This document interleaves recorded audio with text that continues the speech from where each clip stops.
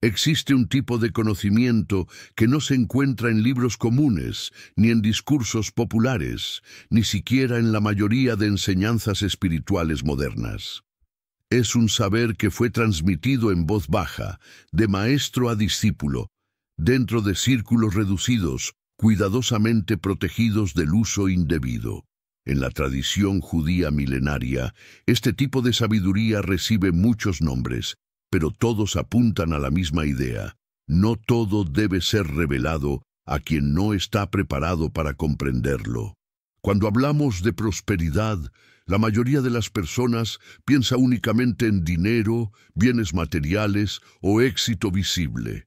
Sin embargo, para los sabios judíos, la prosperidad verdadera comienza en un plano mucho más profundo, el equilibrio entre la conciencia, la palabra y la acción.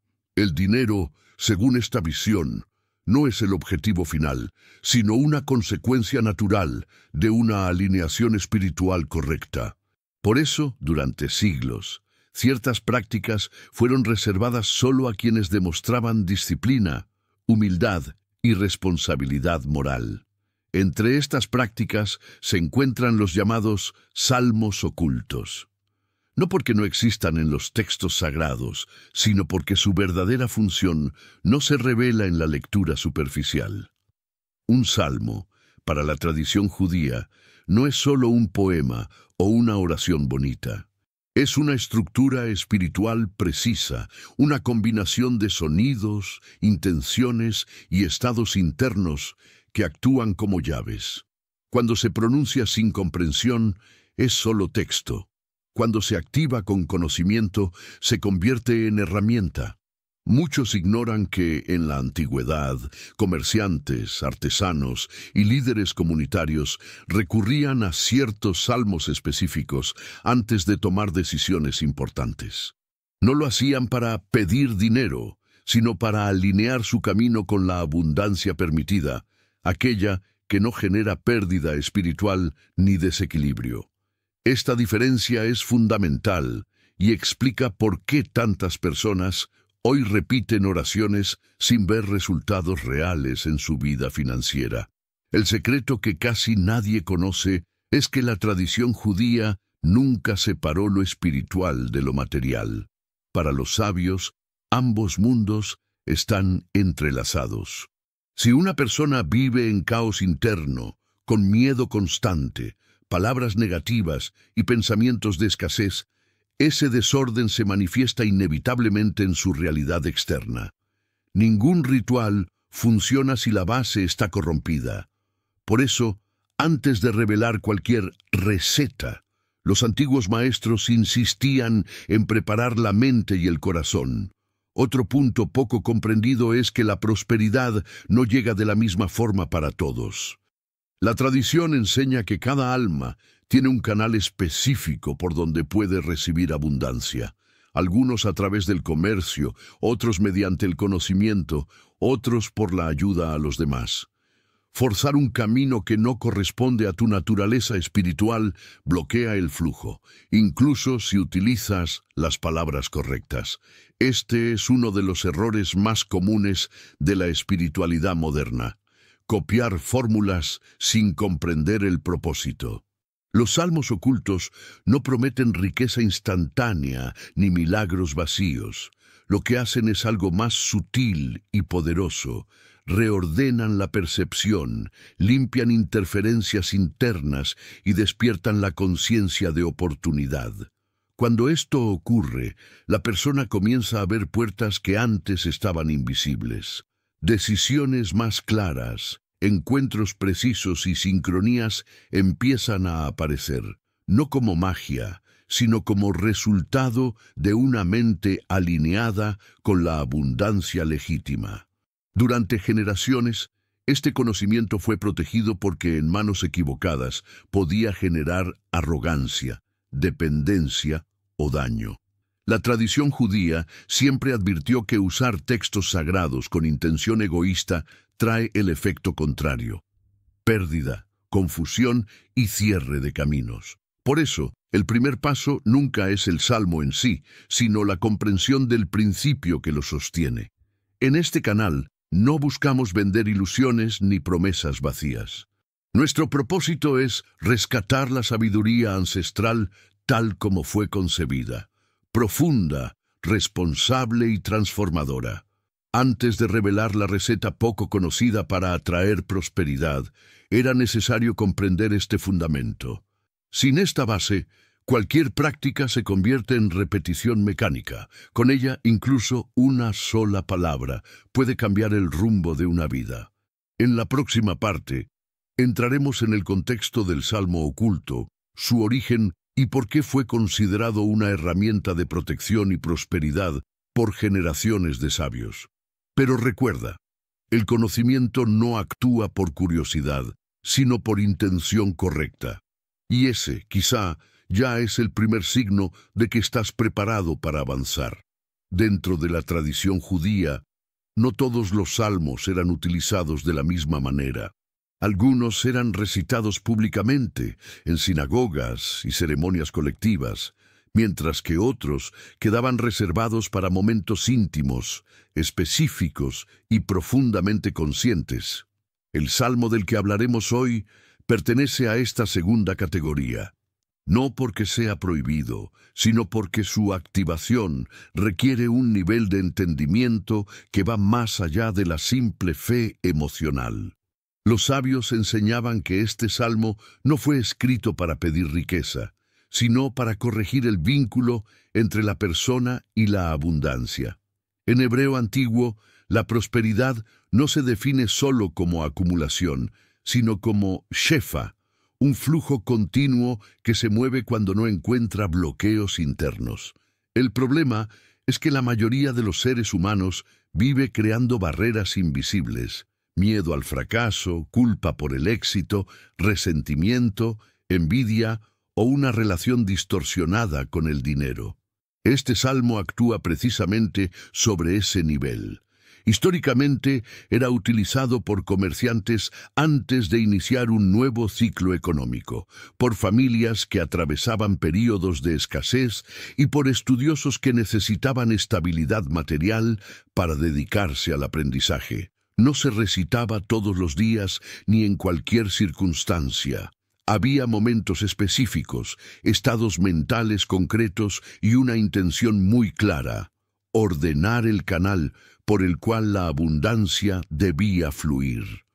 La receta judía de prosperidad nunca fue una fórmula mágica. Consistía en 3 pilares inseparables: palabra, conciencia y acción.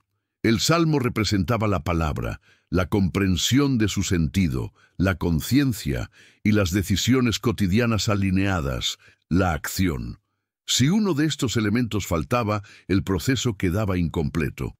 Por eso tantas personas hoy repiten salmos sin resultados visibles. Activan solo una parte del mecanismo. Este salmo oculto se caracteriza por su lenguaje simbólico. Habla de puertas que se abren, de caminos rectos y de luz que acompaña al justo. Nada de esto es literal.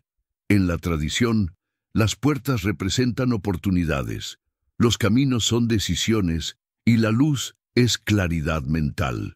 Cuando el salmo es recitado correctamente, no trae dinero del cielo, sino que transforma la percepción del individuo, permitiéndole reconocer oportunidades que antes ignoraba o temía tomar. Aquí es importante hacer una pausa.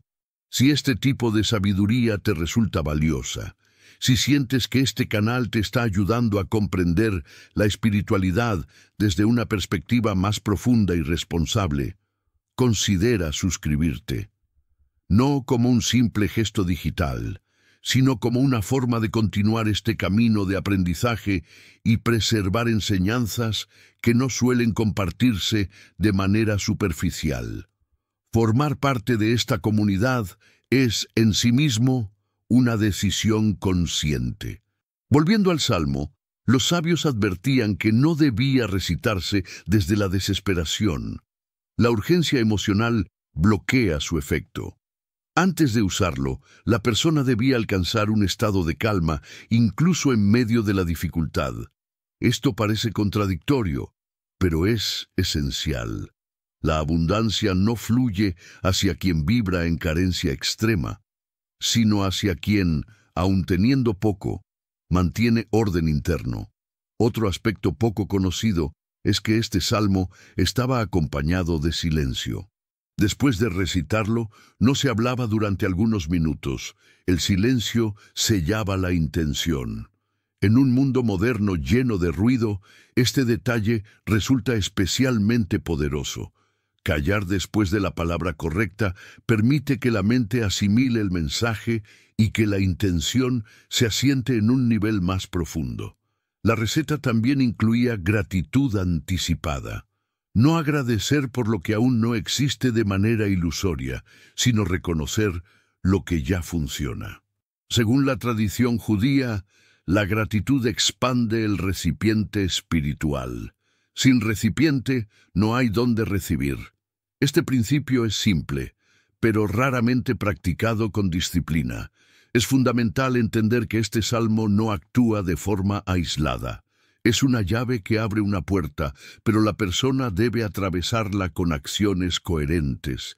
Cambiar hábitos financieros, revisar asociaciones, abandonar decisiones impulsivas y actuar con integridad son parte del proceso.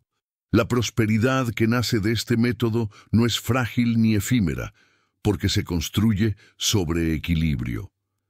En la siguiente parte, profundizaremos en cómo activar correctamente este proceso, cuáles son los errores más comunes y por qué muchas personas, aun con fe, no logran resultados duraderos. El conocimiento ya está siendo revelado. Ahora comienza la responsabilidad de usarlo con sabiduría. Activar la prosperidad, según la tradición judía, no es un acto aislado ni un momento emocional intenso. Es un proceso consciente, estructurado y profundamente ético. Los sabios siempre insistieron en que la abundancia no se atrae, sino que se permite.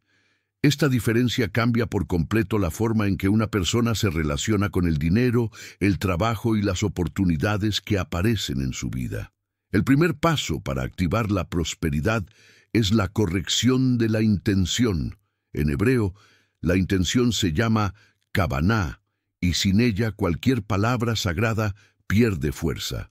Recitar un salmo con la intención equivocada, desde la codicia, la comparación o el miedo, no solo es ineficaz, sino que puede generar un efecto de bloqueo. La tradición enseña que la abundancia responde a la claridad, no a la ansiedad. Por eso, antes de cualquier práctica, el individuo debe preguntarse con honestidad, ¿para qué quiero prosperar? El segundo paso es el orden interno. Los sabios afirmaban que una mente desordenada crea una realidad desordenada. Pensamientos contradictorios, palabras negativas repetidas y decisiones impulsivas generan interferencias constantes en el flujo de prosperidad. Activar la abundancia implica revisar la forma en que uno habla del dinero, cómo se relaciona con él y qué emociones surgen cuando se lo menciona. Si el dinero está asociado a culpa, conflicto o miedo, el canal permanece cerrado. El tercer paso es el momento adecuado. En la tradición judía, el tiempo no es lineal, es cualitativo. Hay momentos más propicios para sembrar intención y otros para ejecutar acción. Activar la prosperidad requiere saber cuándo detenerse y cuándo avanzar. Los sabios recomendaban prácticas espirituales en momentos de calma, nunca en medio del caos.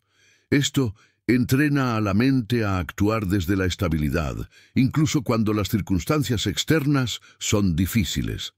Otro elemento clave es la coherencia entre palabra y acción.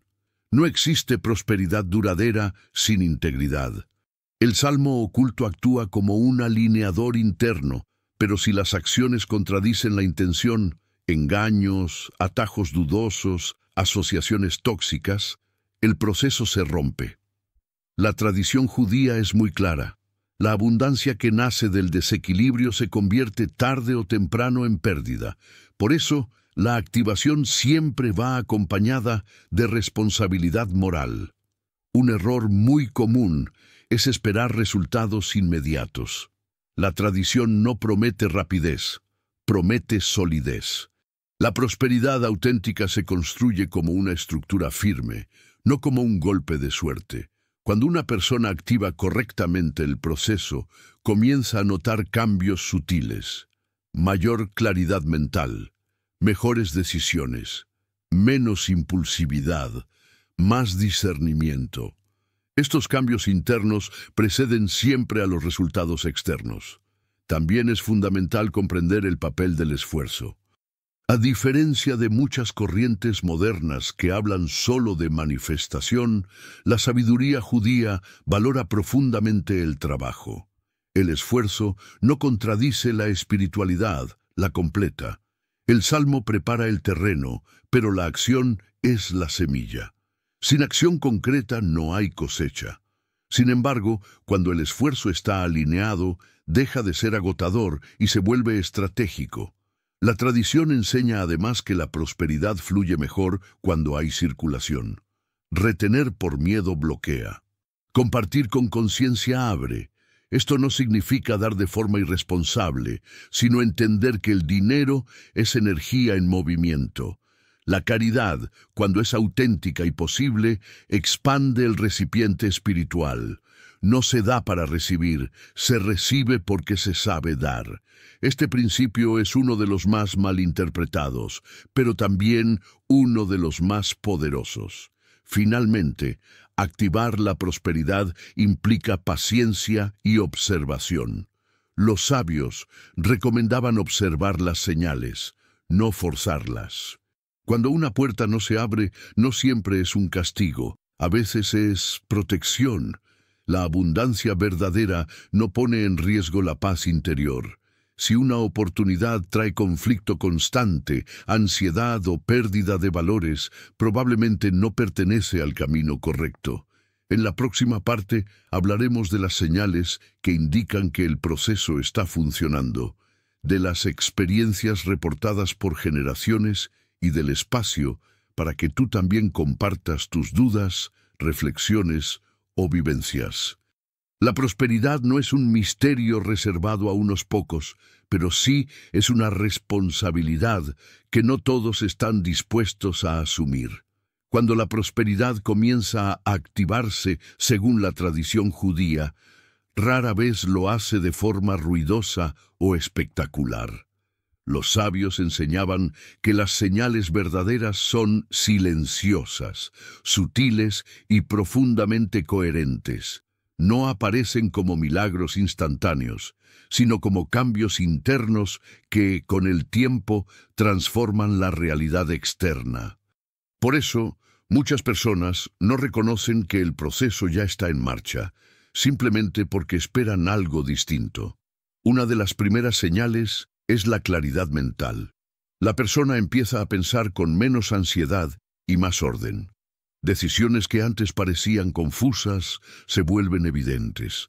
Caminos que generaban duda ahora se perciben como innecesarios. En la tradición, esta claridad es considerada una forma elevada de prosperidad, porque evita pérdidas futuras. No todo crecimiento se mide por lo que llega, sino también por lo que deja de drenar energía y recursos. Otra señal importante es el cambio en la relación con el tiempo. Cuando el flujo comienza a alinearse, la urgencia disminuye.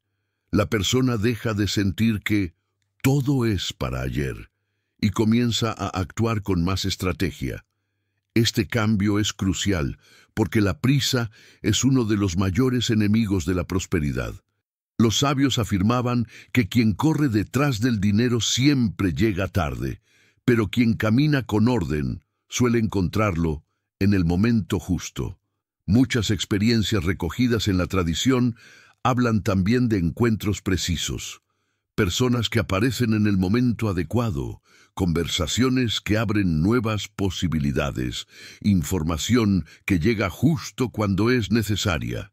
Nada de esto se interpreta como casualidad.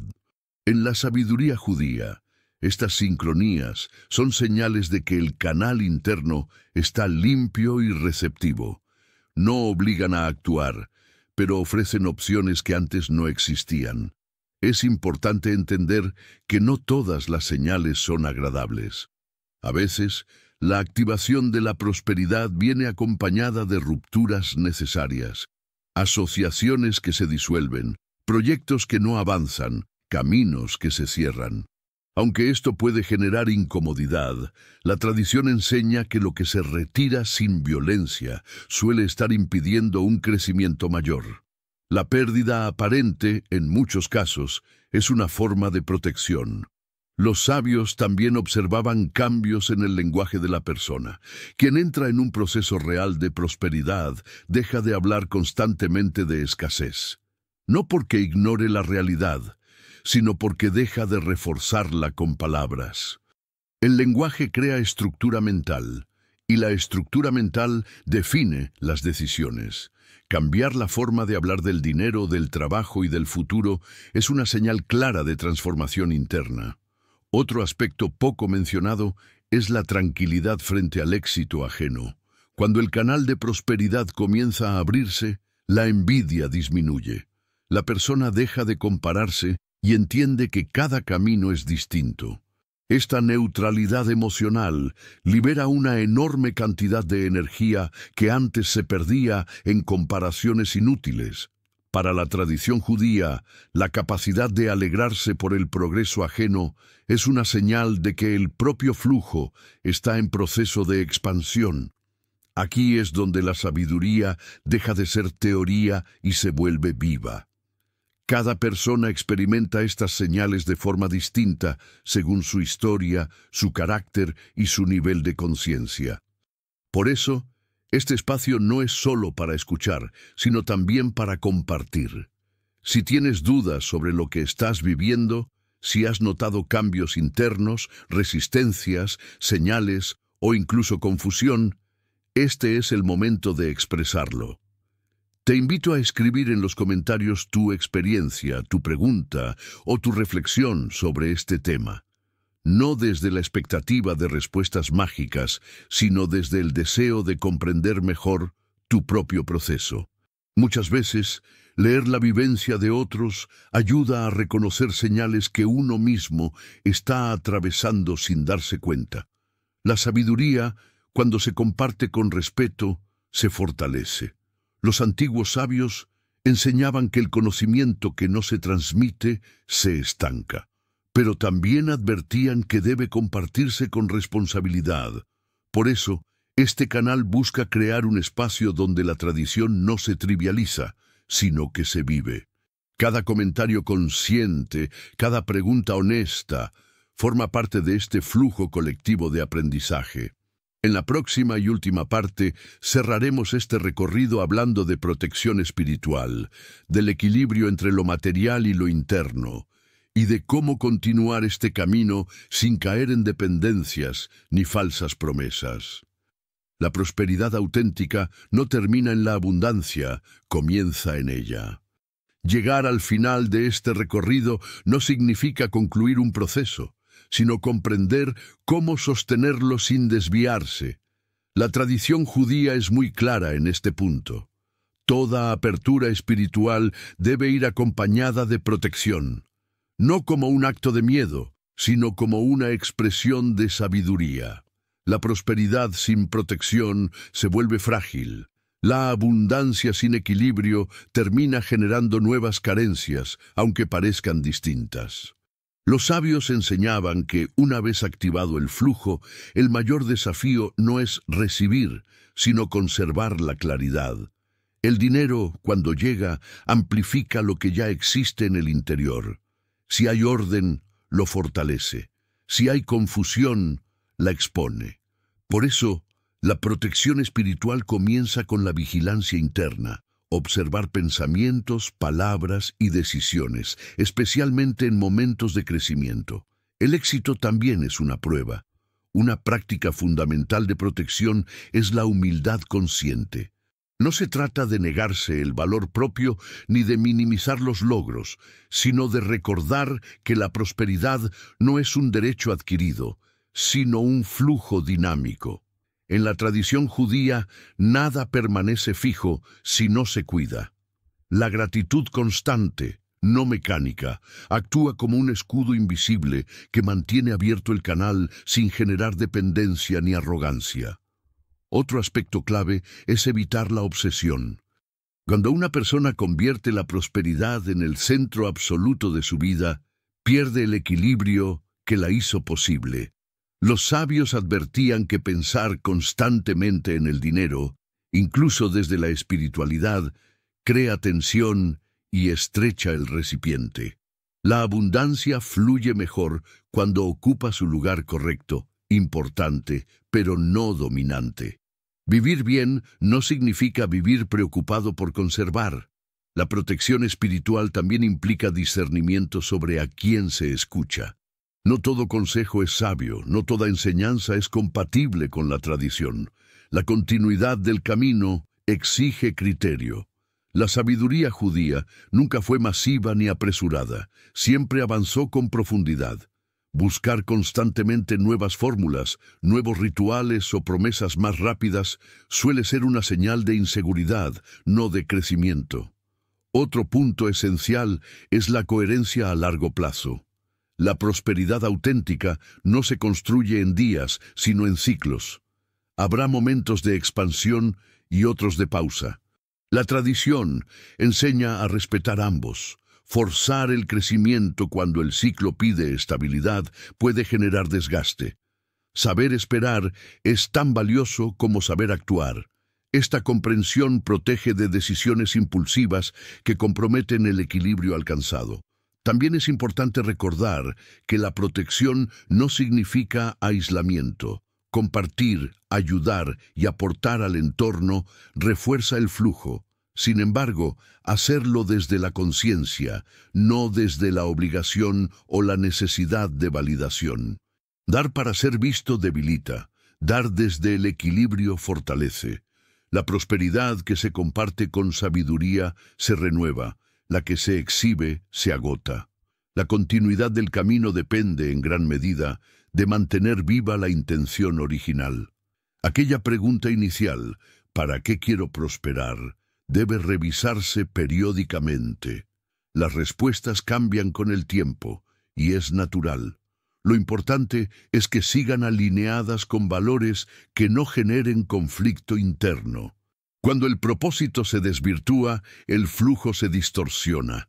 Este cierre no busca crear dependencia de un método, de un salmo o de un canal. Todo lo contrario. La sabiduría auténtica empodera, no ata. El salmo oculto, la receta de prosperidad y las prácticas mencionadas son herramientas, no muletas. Su función es acompañar el desarrollo de la conciencia, no sustituirla. Si algo debe quedar claro es esto: la prosperidad, según la tradición judía, es una consecuencia de vivir con orden, responsabilidad y sentido. No es un premio, ni una promesa vacía, es un reflejo. Cuando el interior se alinea, el exterior responde. Y cuando el exterior responde, el desafío es mantenerse fiel a ese alineamiento. Que este conocimiento no sea solo escuchado, sino integrado. Que no genere ansiedad por obtener, sino claridad para construir. Y que la continuidad de este camino esté guiada por discernimiento, equilibrio y respeto, por una sabiduría que ha atravesado siglos, no por ser espectacular, sino por ser verdadera.